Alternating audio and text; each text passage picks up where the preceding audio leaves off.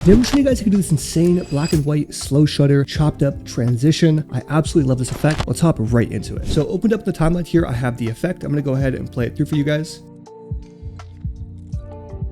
Looks so clean. I got super inspired by this part right here, which is basically just a bunch of slow shutter taken photos, but I'm gonna be showing you guys how you can do this on actual clips from your music video or just regular photos and still get that look, as you guys saw I did right here. Now, I think this is a super unique effect to have in your threshold because you can use it on different videos and different styles and just change it in little ways to make it unique in every kind of project or aspect. But before we hop into this, if you guys are new to the channel, my name is Jacob and I run the Tiny Tape shop. We sell editing plugins, presets, and a bunch of other assets that you guys can use to level up your music videos, edits, and a bunch of other things. So if you're interested in any of that, it'll be linked down below. But without further ado, let's hop right into this. So let's hop right into this. I'm going to break down the bare bones of this and then recreate it from scratch. So in the background here, we have this paper kind of money counting sound effect. So that is kind of like building the world, because without it, you know, it's just kind of dull. The effect is very cool, but let's break down the effect here quick. So we have an adjustment layer here that has a black and white look on it that I'll get into inside of here with Lumetri Color. And then we have this layer here, which is like this low shutter overlaid layer right here inside of a nested sequence. And then this, we have like the chopped up clips playing very, very fast. So to get this, if we look inside of here, you can see we have a bunch of music video clips all beside each other. And then I nested them and changed it to 300 speed. So what you can do to do this is I'll take this full NEMS music video here and I'll right click on it. I'll go into scene edit detection and I'll apply a cut for each detected point and then hit analyze. And this is going to cut the video wherever the points are. So what I recommend you do now is you kind of skim through them and you look for the cool points. What I did is I just kind of zoomed in and I looked for the really like kind of short and fast ones here. So we'll take like a bunch of different ones from like throughout the video. I'm just going to drag them up just like this, as you guys can see here. We'll do this and then we'll do this one and then this one. And then I'm going to delete all these ones, zoom back in, and then just click and delete the spaces between them. And if we play it through, you guys can see we have this here, which is super tough. What we're gonna do now is we're gonna highlight that, right click on it, go over to nest, then hit OK. And then we're gonna right click on it again, go over to speed and duration, and we're gonna change it to 300 speed. And you guys can customize that speed to whatever you like. It doesn't have to be 300. I'm gonna bring the music video back inside of here though. You guys can see we have this above the music video. So to get this kind of look or style, what you want to do next is you want to hold Option, click and drag up to duplicate it. And then on this top one here, I'm actually going to be using my slow shutter presets. If you guys want to go check them out, they'll be linked down below. All I'm going to do is drag and drop it on. And you guys can see we get that kind of dreamy slow shutter effect. Look at his hands there. That looks insane. That really adds to the look. And then we'll go into project here. We're going to right click, create a new item, create an adjustment layer, hit OK, and then drag and drop that on top of these clips here. Cut it, click on it now. And then we're going to go inside of Lumetri Color.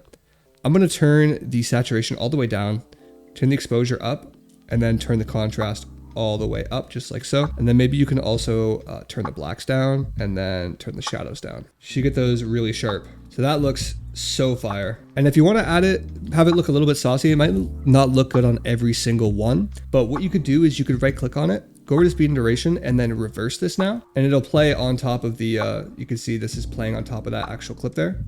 So you have like the two videos playing on top of each other. Totally up to you guys if you want to go ahead and do that. You can see here, it looks really cool on like kind of these scenes. And then you can go to effect controls here and then play with the screen in the different modes. Totally up to you guys if you want to go ahead and mess around with that. But this is basically the base effect here. I'm going to go ahead and turn this off because I think it looks better without this. Super tough. And then we're just going to take that sound effect that we have here, turn it back on, and let me just do it from scratch. So I downloaded it from YouTube. I just searched money counter sound effect. We'll drag and drop it.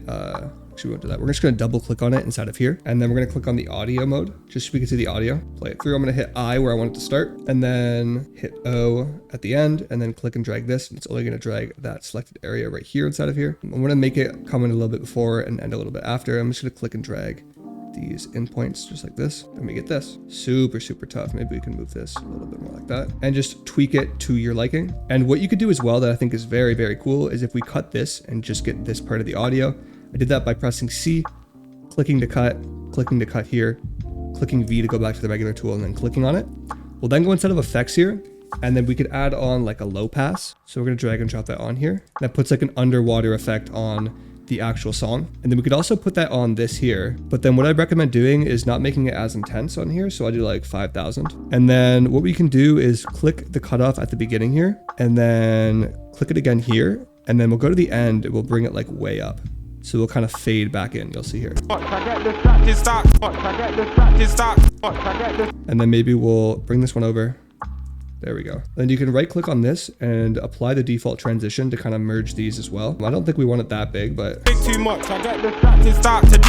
yeah, I'm not sure if I like that. And yeah, that is super, super fire. Now we're gonna sauce it up a little bit more. If you've been wondering what this is in the bottom right corner, if you aren't familiar, this is my plugin Fast Effects built specifically for Premiere Pro for people to add super, super fire hits, transitions, flashes, and wipes. And it's really, really easy to use. All you have to do using these blue buttons here is select the layer you want them to apply on. So I want them to apply on this one here.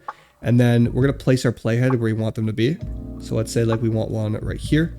We just double click on the hit wipe and it's going to load in right here in the timeline. No dragging and dropping presets, no having to build them from scratch. It's just automatically going to load in. I don't know why it's asking me to open this other plugin here. Super strange. This plugin isn't even correlated with this. Very, very weird. All right, so I fixed that issue and you can see here, we get this transition, super fire. And then you could play with the intensity, the motion blur, and then save that customized version inside of here to use later. Some of my favorite ones inside of here are the soft hit with flash right here. Just gonna double click that and you guys can see it immediately shows up right here. Move it over to the side. You get kind of like that soft hit, and then we could put that over here, and maybe we could put this one here. Obviously it'd look better if the video was like, you know, like 16:9 and not like 4:3 as it is right now.